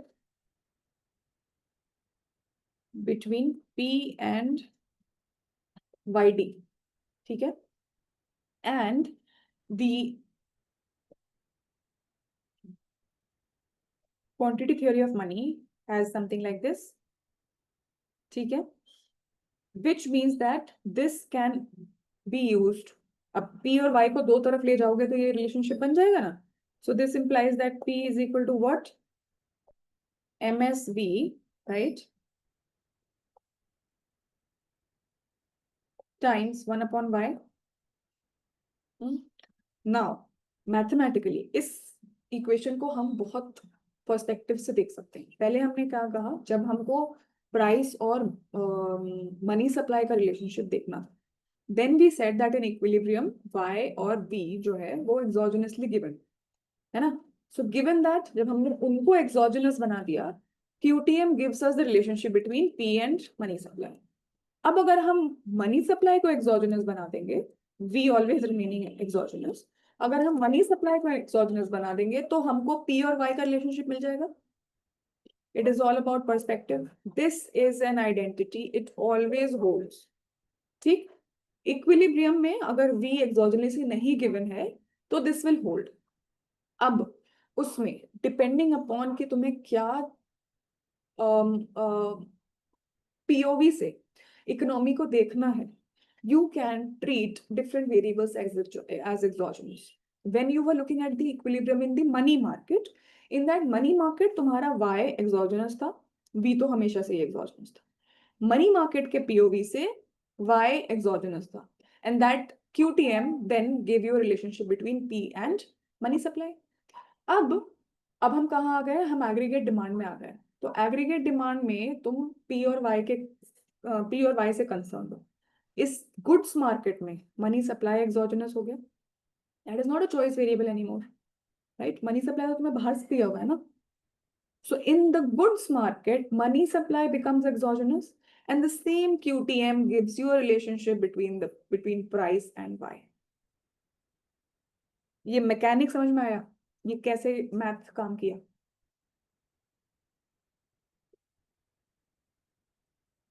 We will do it, अभी करेंगे उसको detail में, but ये समझ में आई बात, लिख लो.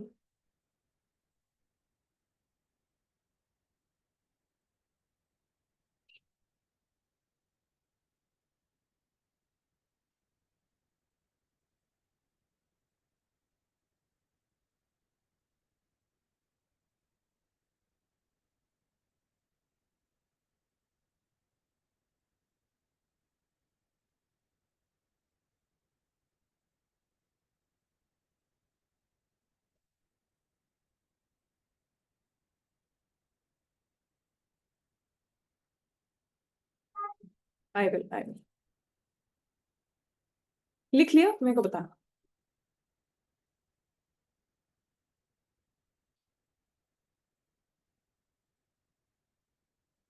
What we are saying is एक क्वांटिटी थ्योरी ऑफ मनी है. एक क्वांटिटी थ्योरी ऑफ मनी है जो कि आइडेंटिटी. इस क्वांटिटी थ्योरी ऑफ मनी को हम मल्टीपल तरीकों से यूज कर सकते हैं. अगर हम मनी मार्केट के पर्सपेक्टिव से देखते हैं तो मनी मार्केट को और इस क्वांटिटी थ्योरी ऑफ मनी में हमने पहली बात तो ये कह दिया कि V या K बाहर से फिक्स है. ठीक है. तो जिस भी टाइम पीरियड में हम देख रहे हैं, इंस्टीट्यूशनल फैक्टर्स डिटरमिन कि V और K कितना होगा. ठीक है. तो उसका नंबर गिवन है. अब once that is given, once this is fixed, तो हमारे पास 3 वेरिएबल्स बचते हैं, मनी सप्लाई, प्राइस और आउटपुट. ठीक. अब इसमें से हम कोई भी दो वेरिएबल्स का रिलेशनशिप देख सकते हैं. ठीक. Now when we are looking at the money market, तो मनी मार्केट में आउटपुट का कोई रोल नहीं है. मतलब एनी रोल इसलिए नहीं है क्योंकि इस सिस्टम में, in the classical system, Y money market के पर्सपेक्टिव से बाहर से डिटरमिन होकर आता है. मनी मार्केट को कोई मतलब ही नहीं है उसमें. क्या पैसे खर्च हो रहे नहीं हो रहे हैं उससे वाई को डिटरमिन नहीं है. वाई अपना डिटरमिन हो रहा है प्रोडक्शन टेक्नोलॉजी से, लेबर सप्लाई, लेबर डिमांड से. Then you can use the quantity theory of money, you can use this equation to look at the relationship between price and money supply. This is how things are this is the nominal side of the things. इसी को अब अगर तुम suppose product market तक ले जाना चाहते हो, this also in the product market, then your money supply doesn't have any मतलब it's not endogenous to that market. Money supply तो लोगों को बाहर से मिल रहा है. प्रोडक्ट गुड्स मार्केट में लोग क्या कर रहे हैं, लोग प्राइस देख रहे हैं और लोग क्वांटिटी ऑफ प्रोडक्शन देख रहे हैं, और ये दो वेरिएबल्स पे ट्रेड हो रहा है. मनी सप्लाई तब इस मार्केट के लिए, इस गुड्स मार्केट के लिए एक एक्सोजेनसली डिटरमिन्ड वेरिएबल बन जाता है. And once that happens, you have a relationship between P and Y. So even though quantity theory of money was given to study the relationship between the price and the money supply, first aim उसका वही था, लेकिन implicitly it also becomes a relationship, it also can potentially show the relationship between the price level and the demand if you fix the money supply, because then you are looking at the goods market और वहां के लिए money supply exogenous, then you get this.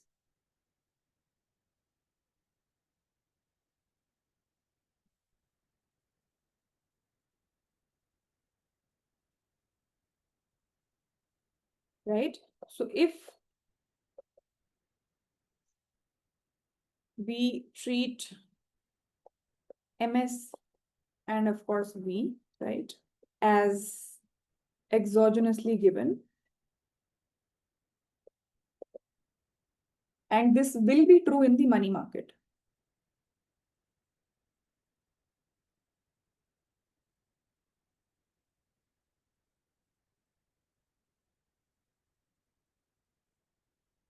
Sorry, which is true in the case of goods market.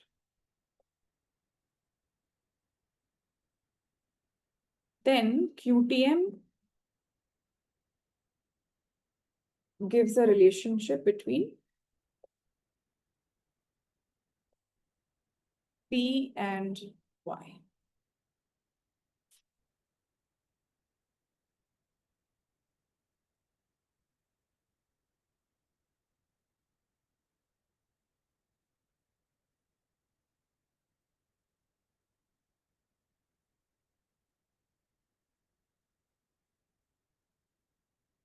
All right.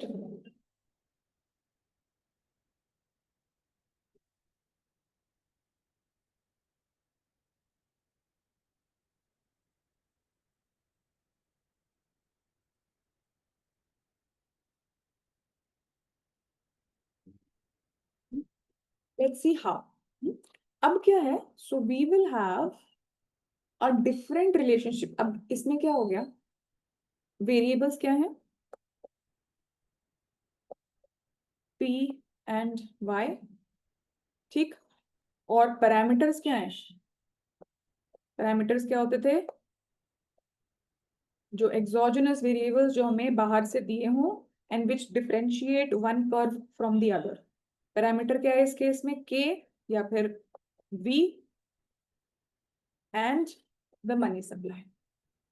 मतलब जब तुम money supply change करोगे, इसको तो हम फिक्स ही मान रहे हैं, जब तुम मनी सप्लाई चेंज करोगे you will get a different curve for yourself. Similarly जैसे दो स्ट्रेट लाइंस हैं, जैसे तुम इंटरसेप्ट चेंज करोगे या स्लोप चेंज करोगे, you change these parameters, you get a different line, you get a different straight line का equation. Same way, you change this parameter, you will get a different aggregate demand curve, right? Let's see how. So what we have is, suppose, for example, let your K is equal to 1/4. ठीक है, ये fix है. Now, if MS is equal to 300, suppose money supply 300 है, then QTM से क्या मिलेगा हमको? That your MS times V will be equal to PY. ठीक है, which implies that your PY will be equal to 300 into 1/1/4. है ना? अगर K 1/4 है तो V is equal to 4, मतलब 300 into 4. So your PY is equal to 1200, which you can also write as your P is equal to 1200 by Y. But I'm writing it like this for a reason. I'll come to it. If you've already recognized it, that is very good. Similarly, if your money supply goes up to 400, right?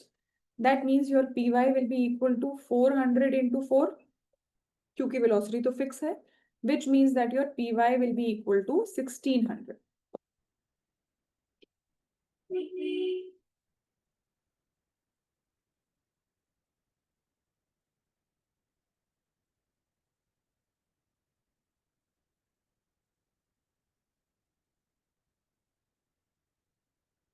Okay. Now, do you recognize this equation? यहाँ पे याद करो, ये है तुम्हारा y axis पे और ये है x axis पे. if your x times y is equal to some constant, this is the equation of a rectangular hyperbola.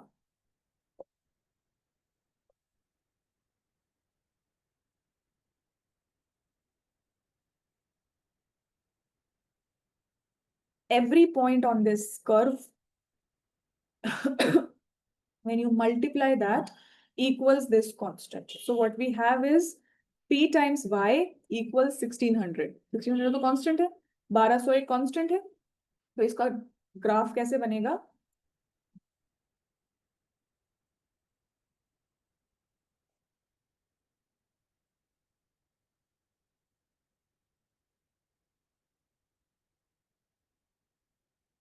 ऐसा होता है इसका graph.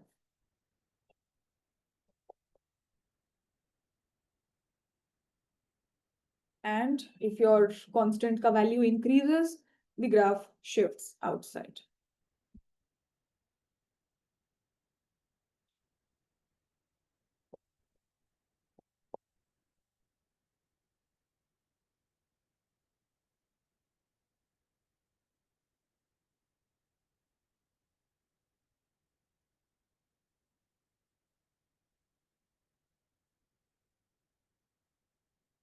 Okay. This is how the relationship between P and Y will look. Now, अभी तक demand पे हम पहुंचे नहीं. डिमांड पे हम कैसे पहुंचेंगे वो ये देखने वाली बात है कि PY क्या है. PY है nominal income. PY is the total value of the output produced. Correct. लेकिन जो आउटपुट प्रोड्यूस होता है वो ही तो वापस इनकम की तरफ चला जाता है. Whatever you produce, whatever you gain from your production is distributed among the factors of production, which becomes their income. So PY, when you say that it is the value of the output, it is also the nominal income.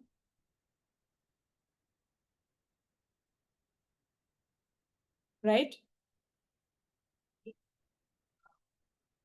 And that is why, or nominal income क्या है? Nominal income gets spent on goods and services. That is why it is the aggregate demand. Right? So now what we have is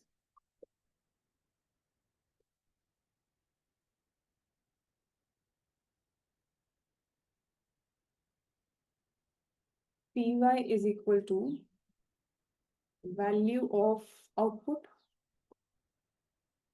which means that it is also equal to nominal income.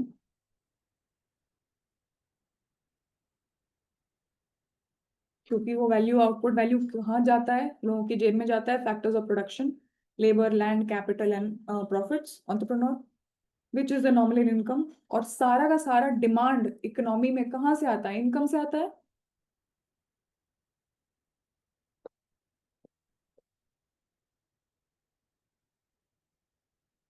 Right? And this demand equals to what? Consumption demand, investment demand, सरकार के खर्चे, net exports, everything.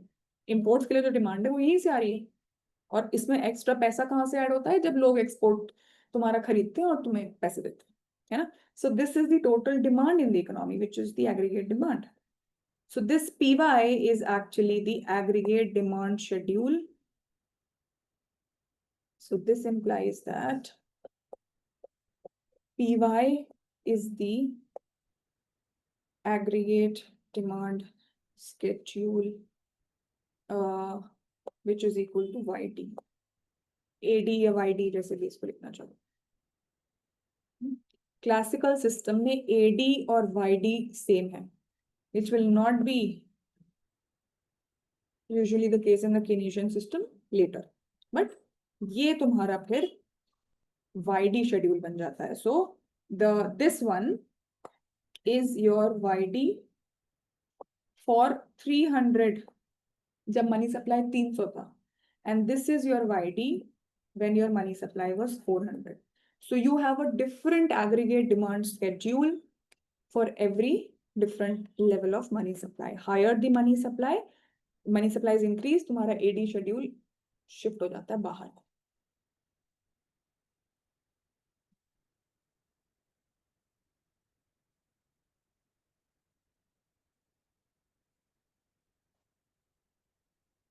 Is this absolutely clear?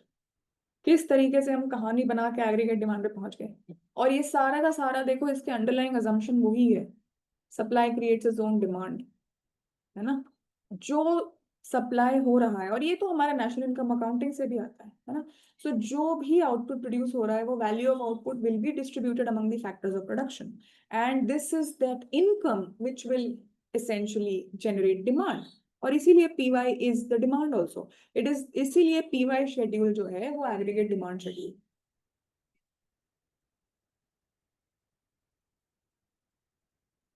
ठीक, okay, last thing for today.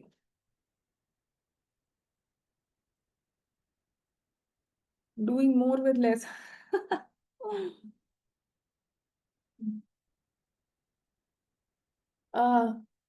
Again context becomes important ना, उनको ये दिखाना था कि markets, if markets function well, all these things are equivalent and you don't need separate things for separate theory for demand, क्योंकि मतलब demand जो है वो सप्लाई को ड्राइव नहीं करती है, सप्लाई डिमांड को ड्राइव करता है। You're right. बट ऐसा नहीं है, खत्म नहीं हुआ, अभी इनका अलग मार्केट भी बचा हुआ है ना, अभी कैपिटल लोनेबल फंड्स मार्केट है, कल करेंगे वो। फिलहाल गुड्स मार्केट का इक्विलिब्रियम देख लेते हैं। So then we finally have the equilibrium in the goods market.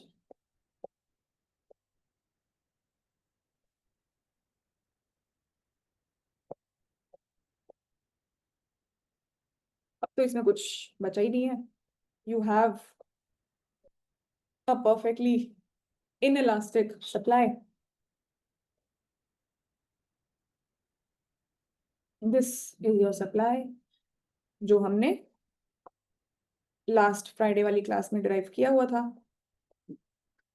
This is your demand which we just derived.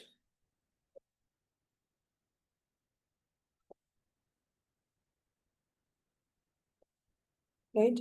So if this is the supply and this is the demand, तो हमारा equilibrium होगा यहाँ पर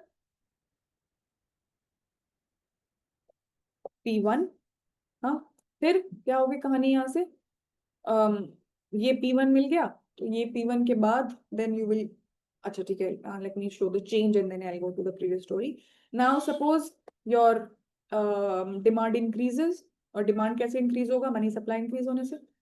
The only thing that increases the total aggregate demand, total demand में जो चीज increase ला सकती है वो इस सिस्टम में सिर्फ और सिर्फ मनी सप्लाई है। What you will see is that अगर तुम फिस्कल पॉलिसी के थ्रू सपोज गवर्नमेंट स्पेंडिंग से तुम डिमांड स्टिमुलेट करने की कोशिश करोगे, कोई चेंज नहीं होगा। You will see that the aggregate demand, अगर टोटल डिमांड जो है वो 1000 करोड़ है, तो गवर्नमेंट स्पेंडिंग बढ़ा देने से, even though you are explicitly increasing the government spending, the total demand will still remain at 1000. What will happen is a reshuffling, something we'll come to later.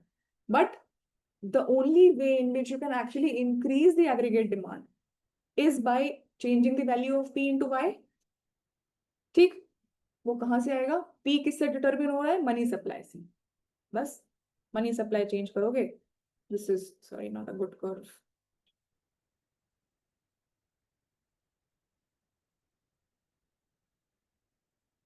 Y_B2, and aggregate demand में money supply से सिर्फ price ही change होगा, output तो change होगा नहीं, तो you will have P2 over here, output remaining the same. और इसका हम लोग तो फंडा कर ही चुके हैं। जब प्राइस इंक्रीज होता है तो क्या हो रहा था लेबर मार्केट में, लेबर मार्केट में प्राइस इंक्रीज होने से real wages were falling, labour market was adjusting, real veg fall होने से labour supply reduced, labour demand increased, ultimately wages also had to increase so that real wage remains the same, employment change नहीं होता है, y change नहीं होता है। तो यहाँ से यहाँ तक की जो कहानी है कि जब P1 इंक्रीज हुआ और P1 P2 तक इंक्रीज हुआ और y नहीं मूव हुआ, ये कहानी कहाँ से होते हुए आती है, लेबर मार्केट से। इस ग्राफ में वो नहीं है, बट इस ग्राफ की कहानी हम पहले ही कर चुके हैं। जब प्राइस इंक्रीज हुआ था तो वो लेबर मार्केट के थ्रू रियल वेज रीएडजस्ट होके एम्प्लॉयमेंट चेंज नहीं हुआ था, तो वाई चेंज नहीं हुआ था। ठीक है, but A condensed way to look at it is looking at the aggregate demand function, जो हम इस ग्राफ में कर सकते हैं. तो देखो चीजें सेम हो रही हैं, बस ये है कि जिस ग्राफ को देखोगे उस ग्राफ पे then you are seeing that which is the particular market you are focusing on. Whenever one market is adjusting, it is adjusting because other markets are also adjusting. वहां पे कुछ adjustments हो रहे हैं जिसकी वजह से YS चेंज नहीं हुआ और जिसकी वजह से तुम्हारा P1 P2 हो गया. P1 P2 का दूसरा एडजस्टमेंट कहाँ से हुआ? क्योंकि तुम्हारा Y चेंज नहीं हुआ, राइट?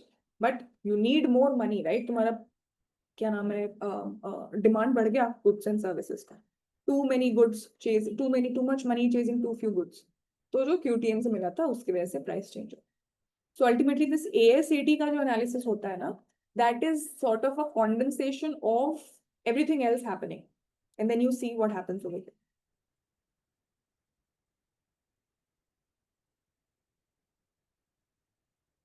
ठीक. So when your money supply increases, your prices, suppose money supply doubles, price will double and output will remain the same because the nominal wage will also double.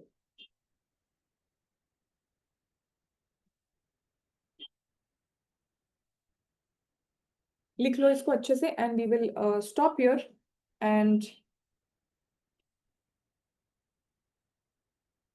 do the loanable funds market tomorrow. How output remains the same? क्योंकि देखो out ये वाला हमने Friday वाली class में किया. वहां पे हमने कहाँ से शुरू किया था? Late me show you.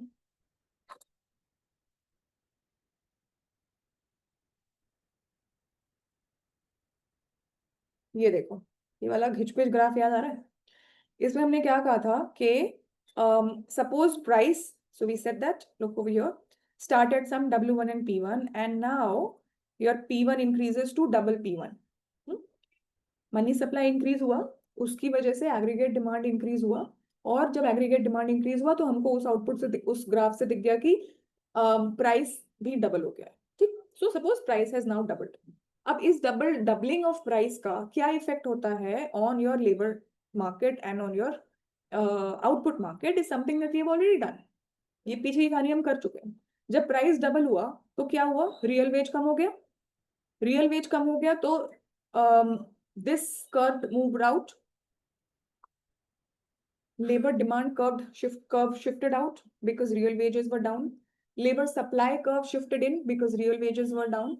तो अपना labor supply घटाओगे at every wage. Then essentially what happened was एक मिसमैच हो गया था. ये एक्सेस डिमांड आया था ना, लेबर के लिए एक्सेस डिमांड, इससे वेजेस वर पुश्ड अप. ये जो एरो दिख रहा है, these arrows, the wages were pushed up. Ultimately, if the price was doubled, wage was also doubled. Or 2W1 by 2P1 is essentially the same as W1 by P1. मतलब employment change नहीं होता है, फिर से N0 पर ही आएगा. और अगर एम्प्लॉयमेंट गिवन है तो आउटपुट भी गिवन है. आउटपुट चेंज नहीं होगा क्योंकि तुम्हारा लेबर मार्केट एडजस्ट कर गया.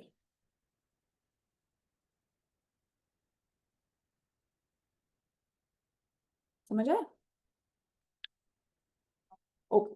अल्टीमेटली ना सारा का सारा फंडा इसमें ये है कि कहीं ना कहीं मार्केट्स एडजस्ट कर रहे होंगे. अगर कोई रियल वेरिएबल में चेंज नहीं हो रहा है ना तो प्राइसेस एडजस्ट कर लेंगे और रियल वेरिएबल्स चेंज नहीं. These are called line of defences, sorry lines of defence of the classical system. ये एक सिस्टम है जो लेबर मार्केट एडजस्टमेंट है, दूसरा हम कल करेंगे. ठीक. I will send you the reference, पढ़ना उसको, उससे और क्लैरिटी मिलेगा. बाकी तो ओवरऑल मैं एक बार कहानी कल दोबारा रिपीट करूंगी.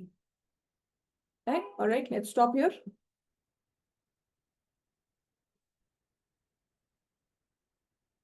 Thank you guys. I'll see you tomorrow.